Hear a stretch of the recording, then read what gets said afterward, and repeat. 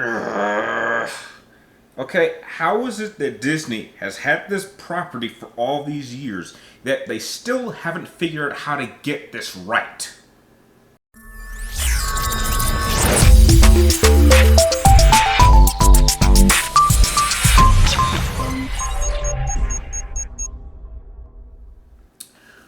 Well, hello again there, guys. Brian here, the Three Topics Gamer, here to share with you my review on the Disney Plus series titled Obi-Wan Kenobi.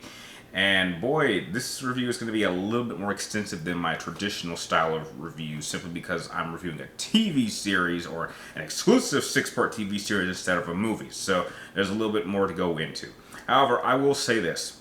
I do apologize for my early outburst because while I'm severely disappointed with the overall package, I will admit that this isn't the worst thing that Disney Star Wars has produced. And by the end of this whole experience, while there was definitely some moments of greatness and definitely some high moments, overall, I think the series as a whole was just merely okay. And that's disappointing because when you're telling a story about Obi-Wan Kenobi, it had no excuse not to be great. At this point, it had no excuse not to be the best TV series that they've made to date. Better than both seasons of The Mandalorian, which still to this day I consider to be some of the best Star Wars that Disney has ever produced to this date. Now, I'm going to try to split this into two parts. I'm going to go over what I liked about this series and then what I didn't like about this series and just my overall thoughts and what I recommend it to anyone who's curious about it. For starters, things that I think they definitely did get right. I certainly did like, without question, Ewan McGregor's performance as Obi-Wan Kenobi. I have stated this for years, since I was 9 years old. The one thing that was consistently good throughout the entire prequels, despite all their flaws, was Ewan McGregor's performance as Obi-Wan Kenobi. In fact, I like his performance so much that specifically his portrayal of Obi-Wan Kenobi is my favorite performance of any actor or character in the entire history of Star Wars. So when I heard that they wanted to do a series focusing on his character, of course I was going to be super excited. But this was Disney Star Wars, so I was a little bit hesitant. But I will admit that despite some flaws in terms of his writing and his character portrayal, I think his overall performance of the character was absolutely incredible. I mean, he hasn't played this character for like over a decade, and he knocks it out of the park in just about every single scene that he is in. He handles all the emotions absolutely correctly. He manages his dialogue. He's great in his action scenes. Just practically everything focusing around his character, I thought was absolutely well handled. Ewan McGregor is a fantastic actor. Another person who I really actually liked was the actress they picked to play the little Leia Organa. Now, I heard that some people didn't really like her as Leia, but I actually thought she did a pretty good job of kind of portraying a younger version who was a little bit more mature for her age than she probably should have. But that's not something I have a flaw in child actors, because I do know that there are some kids that do act a little bit more mature for their age than some would expect. So that performance wasn't so bad. Another thing I also thought was great was having Hayden Christensen come back. It was great seeing him play Anakin Skywalker. Though he was very heavily pushed in a lot of the early promotions for this series, I am a little bit disappointed that overall we only had less than maybe 10 minutes of actually seeing Hayden Christensen on screen. But when he was on screen, he was absolutely incredible. And I think that the moments where he was in the suit as Vader, because I don't really know how much he was in the actual suit, but from what I saw, most of what I saw from Vader and his performance and his body language as Darth Vader, I thought was absolutely incredible. And I will say that I believe the last episode 6, with the final battle, the rematch between Obi-Wan Kenobi and Vader, I thought was absolutely incredible. I would easily put it in my top 5 favorite lightsaber duels. I mean, just seeing things that were happening in that fight was truly incredible. Another thing that I also really liked was actually visiting different planets and getting to see different atmospheres. Now, yes, we did spend a lot of time in deserts or sand areas, and that can get a little bit old because we seem to always go to desert or sand planets a lot in Star Wars. But heck, I think that when they went off and started venturing to other places, I thought that was great. And a lot of people complained about the lack of John Williams music, but heck, I actually didn't mind some of the music. I actually thought it was pretty good. Wasn't as good as, traditional Star Wars music, but, I think it worked for what it was trying to do. And I think really the last thing that I think I kind of liked was some of the build-up. I think that a number of extra characters that they showed throughout the series, I thought were fine. Now, some might want to say that, some of these characters were only pushed for, political agenda or wokeness, and I disagree on that. There were definitely some new characters that were shown that I actually thought were pretty good and well-written, and I did care about them. And actually getting to see the Lars family get a lot more screen time and actually have more of a presence this time, even though they weren't in too many episodes. I think that when they were on screen, I actually now have a little bit more respect for their characters and understand why they cared so much about Luke and just wanted to protect him. So, yeah, I mean, I certainly I wouldn't want to see like a whole TV show focus on the Lars family, but just having more of them and seeing them actually interact and protect Luke, I thought was actually very well handled.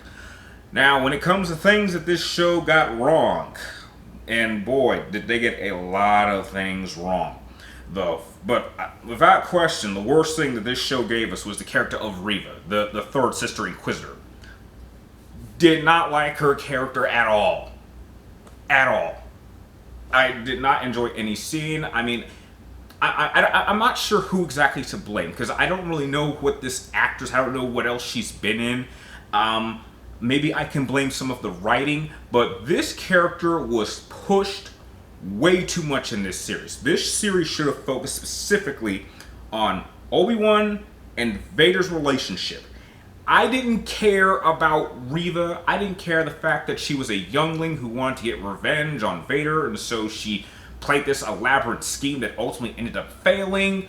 I didn't care about any of that, but this character was pushed way too much, and I've even heard that they're planning on giving this Reva character her own TV show. And if that is the case, I want nothing to do with it. I will not be watching it at all, and I hope they don't really do an Obi-Wan Kenobi Season 2 if she's involved. I mean, I really don't know where you could go with this. Another thing that I was horribly wrong is messing up with so much continuity. Now, look, this series had a knack for making connections to things we know happened in official canon, but creating problems that never get explained. For example, one idea, they had a lot of concepts, a lot of ideas that I thought at first worked, but when you think more about them, you realize that this kind of doesn't make sense. One of the best examples that just kept bugging me was I actually liked the idea that Obi-Wan Kenobi cut himself off from the Force. Because, let's say, if people were looking for him and people can actually sense other Force sensitives, it actually would be a smart idea to cut yourself off so you couldn't be detected. However, I don't think it was a great idea for him to be that out of shape, because if he's supposed to protect Luke, he's practically useless. So he's not even physically capable of doing the job that he's on Tatooine to do. And in the first episode, he even talks to Owen and says that at some point Luke Skywalker needs to be trained when he's old enough. I was thinking, well, who's going to train him? Because you're completely useless at this point. And he had to go off-world in order to protect the other twin, in order to get inspired to reconnect with the Force and get himself back into shape. Now, don't get me wrong, I actually appreciate the journey of needing to establish a connection with Leia, which explains why Leia probably was passing by Tatooine and probably knew that, oh wait, Obi-Wan Kenobi is on Tatooine, so if I send these droids with these plans to the Death Star to Tatooine, I hope that they can somehow get to Obi-Wan Kenobi. So it has this way of making good establishment and connections to things that we know happen, but then creating new problems that are never answered, and therefore might make the situation worse. And so it's one of those things where the more you think about it, the worse it gets. So the writing is just hoping that you take things at face value and don't think too much on them. But that's not how my mind works. I very much like to think in depth with a lot of this. And the more I kept doing it, the worse it got. And this happened throughout the entire series, from episode 1 all the way to episode 6. It was just a constant wave of them making good connections, but the more you think about them, establishing more problems. Another thing that I also really didn't like about this whole series was how cheap it looked. I mean, look, I understand this is supposed to be a television series, and it's not going to have like movie quality visuals. But this is Disney. I mean, put some real money into your products in order to give it some level of quality, because there were some of these shots that looked horrible.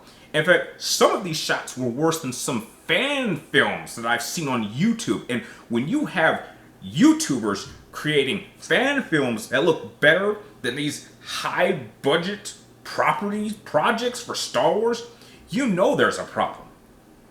It just seems that Disney had all of the tools. They had everything they needed to make this series great, yet they just don't know how to put it all together properly. And it also doesn't help that apparently the writer didn't even do his research. I mean, why are we hiring people to work on Star Wars products to which they don't even know the product that they're supposed to be working on? That should be like a requirement. If you're gonna make, or if you're gonna write or make something for Star Wars that we're gonna give out to the fans, it should be an absolute requirement that A, you be either a fan of the series, or you at least take the time to do research and understand how to make proper connections so that you're not making deeper problems. And this has been consistent throughout not only this television series, but also the movies. And so I have really no idea what direction Disney wants to take Star Wars, but I'm very, very concerned. And it just was a serious amount of disappointment. And overall, this is the kind of thing that unless you're a serious big fan, I don't think that this is something worth going out of your way to see. Or at least if you want to see clips of it on YouTube. I would openly say that the best parts of the Obi-Wan Kenobi television series you can see online. However, I will admit that there's enough content here that if someone did like some sort of fan edit, if it was edited together better to the point where it takes out things that I think aren't necessary or even important, you could actually make a fan edit of this that actually makes the Obi-Wan Kenobi series seem like a good 3.5 to 4 hour long movie, and it probably would be pretty good. There's just a lot of filler in between these 6 episodes I just don't think was needed and doesn't add anything. And I really hope that someone makes that fan edit, because I've actually seen some fan edits of, like, you know, the prequels I actually thought were actually pretty good and actually made the films look a little bit better than they actually were.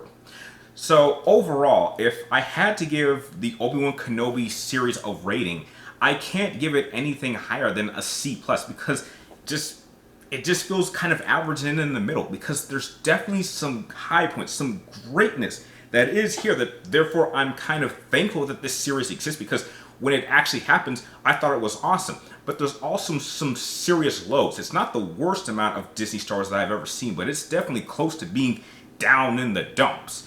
And personally, I really don't think they should do a season 2 of Obi-Wan Kenobi. I know that Ewan McGregor and Hayden Christensen have said that they would like to do a second season, but I really think that all of the main questions that we needed to be answered for Obi-Wan Kenobi to at least regain his faith in the fight and regain his strength in the Force, I think that story has already been told, and I personally am not really interested in doing more with Obi-Wan Kenobi's journey, because I'm afraid that they're going to make not only the same mistakes that they made in this series, but bigger mistakes that are going to cause even bigger problems, and I would prefer that they just don't risk it and just leave it the way it is. It's not in a bad position, but it's certainly not in a great position. So overall, if you're interested in this series, I would suggest just watch clips, unless you're very, very curious. So those are my overall thoughts on the Obi-Wan Kenobi TV series. If you've seen all 6 episodes, I would like to know, what did you think of it? Share your thoughts with me and Elnis in the comments down below. And out of curiosity, if you would like me to actually do a worst to ranking video in terms of all 6 episodes, let me know in the comments down below, because that is something I am kind of interested in doing. Just kind of go a little bit more in depth with each episode and what my pros and cons of each one. So, like always, thank you guys for watching. You're awesome, and I'll see you next time.